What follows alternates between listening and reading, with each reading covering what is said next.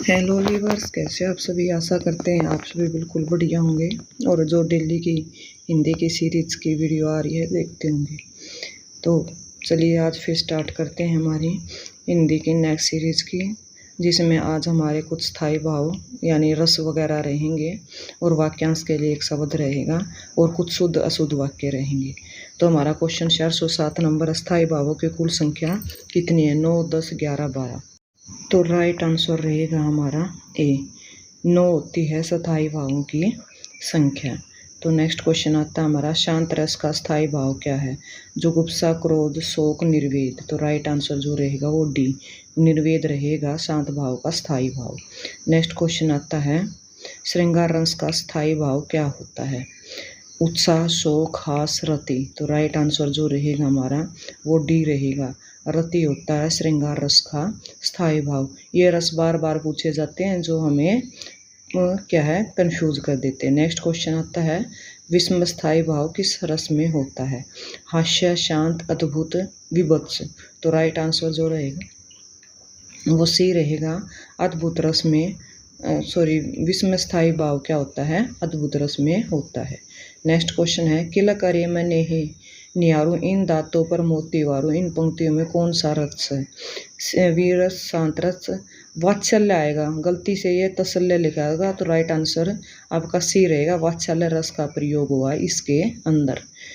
Next question हमारा, अति मलिन वर्ष भानु कुमारी, अधोमुख रहित उर्द नहीं, चितवन ज्यों गत हारे थकित जुआरी, छूटे चिहुर बदन कुम्हिलानो, जो नलिनी हिमकर की मारी। प्रस्तुत पंक्तियों में कौन सा रस है? हास्य रस, करुण रस, विरलंब, श्रृंगार या संयोग रस। तो राइट आंसर हमारा ए रहेगा, जो विप्रलंब श्रृंगार रस का प्रयोग हुआ है इस पूरे सेंटेंस के अंदर या इस रस के अंदर। नेक्स्ट क्वेश्चन आता है, सर्वश्रेष्ठ रस किसे माना जाता है? रौद्र रस को, श्रृंगार रस को, करुण रस को या वीर रस को। तो राइट आंसर हमारा बी रहेगा, श्रृंगार रस को सर्वश्रेष्ठ रस माना जाता है। नेक्स्ट क्वेश्चन आता है, कवि बिहारी मुख्यतः किस रस के कवि हैं? करुण, भक्ति, श्रृंगार, वीर। तो राइट आंसर सी रहेगा, श्रृंगार रस के कवि हैं बिहारी जी। नेक्स्ट क्वेश्चन है, मेरे टो गिरधर गोपाल दूसरों न कोई, जाके सिर मोर मुकुट मेरे पति सोए। इन पंक्तियों में कौन सा रस है? शांत रस, श्रृंगार रस, करुण रस या हास्य रस। तो राइट आंसर जो रहेगा हमारा बी रहेगा, श्रृंगार रस है इन पंक्तियों में। नेक्स्ट क्वेश्चन आता है, शोभित कर नवनीत लिए घुटरूनी चलत रेणु तन मंडित, मुख दधि लेप किए। इन पंक्तियों में कौन सा रस है? श्रृंगार रस, हास्य रस, करुण रस, वात्सल्य रस। तो डी राइट आंसर रहेगा, वात्सल्य रस का प्रयोग हुआ है इन पंक्तियों के अंदर। नेक्स्ट क्वेश्चन आता है, रसोपति में आश्रय की चेष्टाएं क्या कही जाती हैं? विभाव, आलम्बन, अनुभाव, उद्दीपन। तो राइट आंसर जो रहेगा हमारा वो सी रहेगा, अनुभाव कही जाते हैं रसोपति में आश्रय की चेष्टाओं को। नेक्स्ट क्वेश्चन रहता है हमारा, ढ वर्णों के प्रयोग का संबंध वाक्य के किस गुण से है? माधुर्य से, ओज से, प्रसाद से, इनमें से कोई नहीं। तो राइट आंसर रहेगा बी, ओज से है ढ वर्णों का संबंध वाक्य के गुणों के अंदर। रस के साथ साथ कुछ एक आध क्वेश्चन ऐसा है जो दूसरे भागों से रिलेटेड या दूसरे ग्रामर पार्ट से रिलेटेड हो सकता है, तो उसको भी पढ़ लें। नेक्स्ट जो क्वेश्चन है हमारा, रस से ही संबंधित जो रहेगा, माधुर्य गुण का किस रस में प्रयोग होता है? शांत में, श्रृंगार रस में, भयानक में, रौद्र में। तो राइट आंसर भी रहेगा, श्रृंगार रस के अंदर माधुर्य गुण का प्रयोग होता है। नेक्स्ट क्वेश्चन है, प्रिय पति यह वह मेरा प्राण प्यारा कहाँ है? दुख जल निधि डूबी सहारा का। इन पंक्तियों में कौन सा स्थायी भाव है? विस्मय, रति, शोक, क्रोध। तो राइट आंसर सी रहेगा, शोक स्थायी भाव रहेगा इन पंक्तियों के अंदर। नेक्स्ट क्वेश्चन है, चतुर विद्यार्थी से प्रश्न पूछे, इस वाक्य में कौन सा शब्द विशेषण है? पूछो, प्रश्न, विद्यार्थी, चतुर। तो राइट आंसर जो रहेगा हमारा वो डी रहेगा, चतुर क्या है? एक शब्द विशेषण रहेगा। नेक्स्ट क्वेश्चन है, युत्सु दूसरों को हंसाने वाला। वाक्यांश के लिए एक शब्द का प्रयोग किया गया है, युद्ध करने का इच्छुक, लड़ाई में शहीद हो जाने वाला, सदा अमर रहने वाला। तो राइट आंसर बी रहेगा, युद्ध करने का इच्छुक को युयुत्सु बोला जाता है। नेक्स्ट क्वेश्चन आता है प्रत्युत्पन्नमति, उत्तर न देने की क्षमता, जो तत्काल उत्तर देश के जो फिर से उत्पन्न हुआ हो, जिसकी बुद्धि में नई नई बातें उत्पन्न होती हों, तो उसको हम क्या बोलेंगे? तो राइट आंसर बी रहेगा, जो तत्काल उत्तर दे सके उसे प्रत्युत्पन्नमति बोलते हैं। नेक्स्ट क्वेश्चन आता है अंकेक्षक किसे कहते हैं? आय व्यय के आंकड़ों की जांच करने वाला, अंगरक्षकों की क्रम निर्धारित करने वाला, अंकों के साथ खेलने वाला, गणना करने वाला। तो राइट आंसर ए रहेगा, आय व्यय के आंकड़ों की जांच करने वालों को अंकेक्षक बोला जाता है। नेक्स्ट क्वेश्चन है जिजीविषा किसे कहते हैं? जीवन से मुक्ति की इच्छा, जीवन की इच्छा, जीविका कमाने की इच्छा, किसी चीज को पाने की तीव्र उत्कंठा।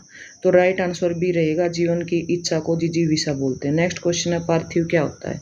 जिसका संबंध मनुष्य से हो, जिसका संबंध पृथ्वी से हो, जिसका संबंध ईश्वर से हो, जिसका संबंध प्रथा से हो।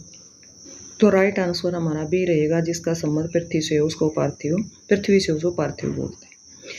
नेक्स्ट क्वेश्चन है या वार किसे बोलते हैं? जिसके जीवन का कोई निश्चित उद्देश्य ना हो, किसी भी वस्तु को एकमात्र पर प्रस्तुत करने वाला, एक स्थान पर टिक कर न रहने वाला, इधर उधर निरुद्देश्य से घूमने वाला। तो राइट आंसर सी रहेगा, एक स्थान पर टिक कर न रहने वाले को यायावार बोलते हैं। नेक्स्ट क्वेश्चन है पृष्ठव क्या होता है? पूछने योग्य बीता हुआ, जिसे प्रश्न पूछा जा सके या पीछे देने योग्य। तो राइट आंसर ये रहेगा, पूछने योग्य को क्या बोलते हैं? पृष्ठव्य बोलते हैं। नेक्स्ट क्वेश्चन है रवि ईश्वर को न मानने वाला मनुष्य, रेखांकित वाक्यों के लिए एक शब्द का चयन कीजिए। सनात, पंडित, आस्तिक, नास्तिक। तो राइट आंसर हमारा डी रहेगा, नास्तिक। जो ईश्वर को मानता हो आस्तिक, जो न मानता हो नास्तिक। नेक्स्ट क्वेश्चन है ईश्वर का कोई आकार नहीं होता, रेखांकित वाक्यों के लिए एक शब्द लिखिए। सरोकार, साकार, निराकार, इनमें से कोई नहीं। तो राइट आंसर सी रहेगा, निराकार आता है, जो ईश्वर का कोई आकार नहीं होता। नेक्स्ट क्वेश्चन रहेगा आंखों के सामने घटित घटना पर विश्वास तो करना ही पड़ेगा, रेखांकित वाक्यों के लिए एक शब्द का चयन कीजिए। प्रत्यक्ष, परोक्ष, पारुपत्य, प्रत्येक। तो राइट आंसर जो रहेगा हमारा वो ए रहेगा, प्रत्यक्ष बोलते हैं आंखों के सामने घटित घटना पर विश्वास करने को। नेक्स्ट क्वेश्चन है भारतीय की बुरी दशा देखकर गांधी जी का मन द्रवित होगा, रेखांकित वाक्यों के लिए एक शब्द का चयन कीजिए। दुर्व्यवहार, दीनता, दुर्दशा या दुर्दिन। तो राइट आंसर सी रहेगा, दुर्दशा हो गई। नेक्स्ट क्वेश्चन आएगा दोपहर के समय सालू आराम कर रही थी, रेखांकित वाक्यों के लिए एक शब्द का चयन कीजिए। पूर्वाह, मध्याह्न, कालीग्रह या अपराह। तो राइट आंसर बी रहेगा, मध्याह्न बोलते हैं दोपहर के समय को।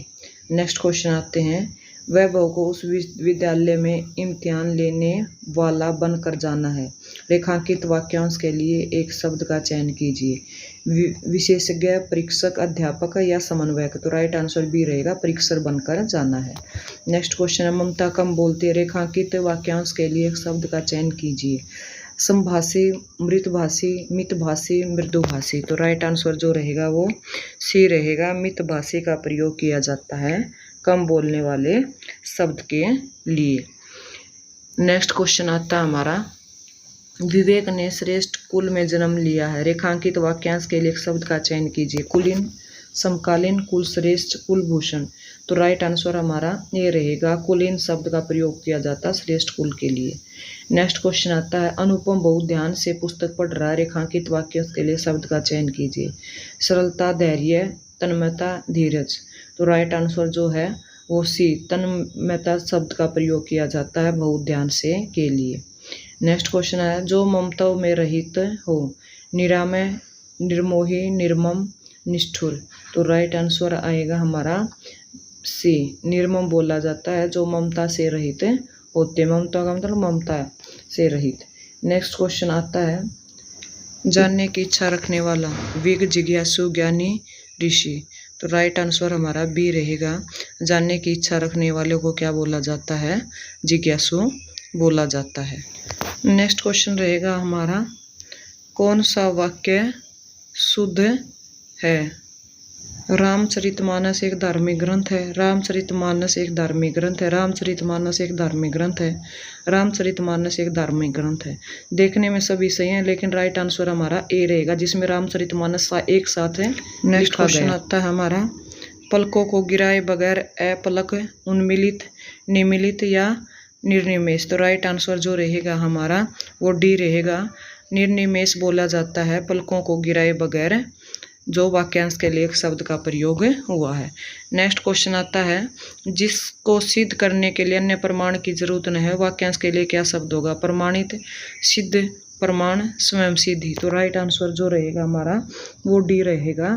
स्वयं सिद्धि बोला जाता है जिसको सिद्ध करने के लिए किसी अन्य प्रमाण की जरूरत नहीं होती।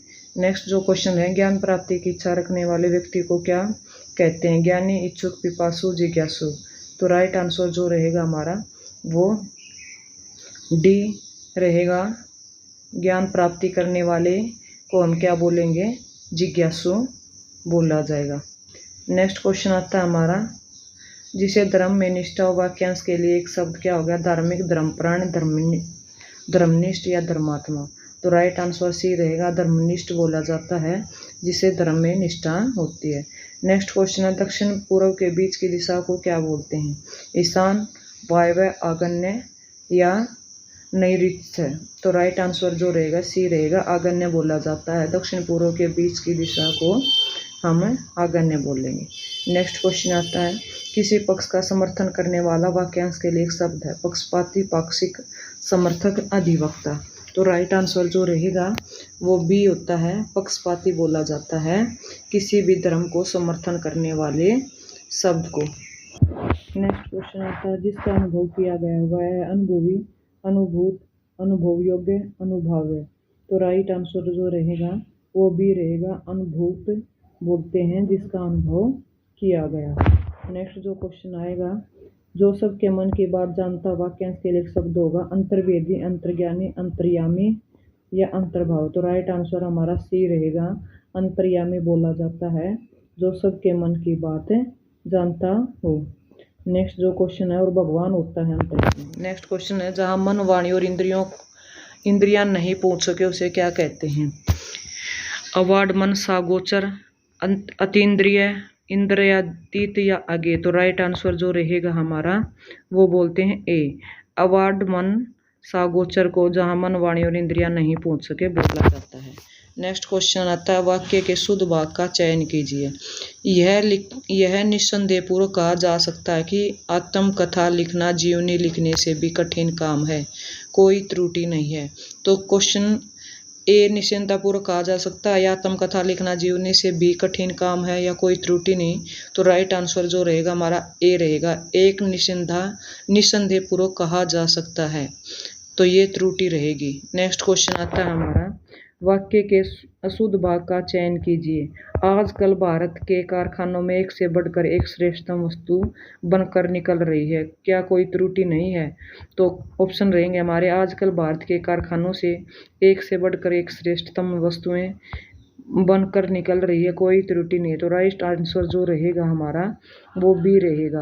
एक से बढ़कर एक श्रेष्ठतम वस्तुएं निकल रही हैं, क्योंकि इसमें एक से बढ़कर एक का भी यूज किया गया और श्रेष्ठतम वर्ड का भी यूज किया जाता है। तो ये अशुद्ध सेंटेंस रहेगा इस वाक्य में। नेक्स्ट क्वेश्चन है, वाक्य के अशुद्ध भाग का चयन कीजिए। हमें पहले प्राथमिकताएं तय कर लेनी चाहिए कि प्रत्युत अपार धनराशि का व्यय निरर्थक प्रमाणित होगा। इसमें कोई त्रुटि नहीं है, तो चारों ऑप्शनों में से बताना है।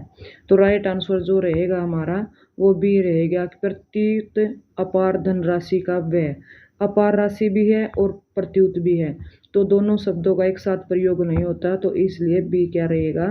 ये रोंग वाक्य रहेगा हमारा। नेक्स्ट क्वेश्चन है, इस सुलभ मनुष्य जन्म को पाकर जो जीवन में आत्मोन्नति के लिए प्रयास नहीं करता, उनका जन्म लेना ही व्यर्थ है, कोई त्रुटि नहीं है। तो राइट आंसर जो रहेगा हमारा वो इन चारों सेंटेंस में से ए रहेगा।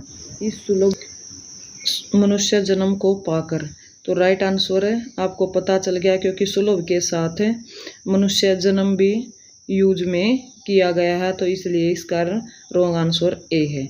नेक्स्ट जो वाक्य रहेगा है शुद्ध भाग के लिए, यह एक पुरानी सामाजिक मान्यता और मानसिकता है कि नारी अपने पैरों पर खड़ी होकर स्वावलंबी बनने में अक्षम है, कोई त्रुटि नहीं है। तो राइट आंसर जो रहेगा आपका वो इन चारों सेंटेंस में से सी रहेगा। अपने पैरों पर खड़ी होकर स्वावलंबी बनने का से अक्षम है। स्वावलंबी और अपने पैरों पर खड़ा होना एक ही शब्द होता है, इसलिए 2 बार इन शब्दों का प्रयोग किया गया। एक वाक्यांश के लिए एक शब्द है और एक पूरा खोलकर। तो राइट आंसर आपका सी रहेगा पूरे सेंटेंस को गलत करने में। नेक्स्ट क्वेश्चन आता है शुद्ध रूप चयन करना। बैल और बकरी घास चरती है, बैल और बकरी घास चरते हैं, बैल और बकरी घास चरता है, बैल और बकरी घास चरती है। तो राइट आंसर आपका बी रहेगा, क्योंकि बैल और बकरी यहाँ पर बहुवचन बन गए तो बहुवचन के लिए चरते हैं का प्रयोग किया जाता है। नेक्स्ट क्वेश्चन है वाक्य के लिए शुद्ध के लिए भिखारी की दशा से मुझे दया आ गई। भिखारी की दशा से मुझे दया आ गई या कोई त्रुटि नहीं। तो राइट आंसर आपका बी रहेगा। भिखारी की दशा को देखकर मुझे क्या आ गई, दया आ गई। इस तरीके से सेंटेंस कंप्लीट होगा। तो इस वाक्य में कमी बी में रहेगी दशा से। नेक्स्ट जो वाक्य रहेगा अशुद्ध भाग का चयन करने में यह जरूरी नहीं कि गरीब घर में पैदा हुआ बालक आज जन्म पर्यंत गरीब ही रहे, पर्यंत आएगा सॉरी। तो इसमें कहाँ पर त्रुटि है, तो राइट आंसर जो हमारा सी ही रहेगा। आज जन्म पर्यंत गरीब ही रहे, तो यहाँ पर पूरे जन्म गरीब ही रहे, तो ये वाक्य आज जन्म भी आ गया और पर्यंत भी आ गया।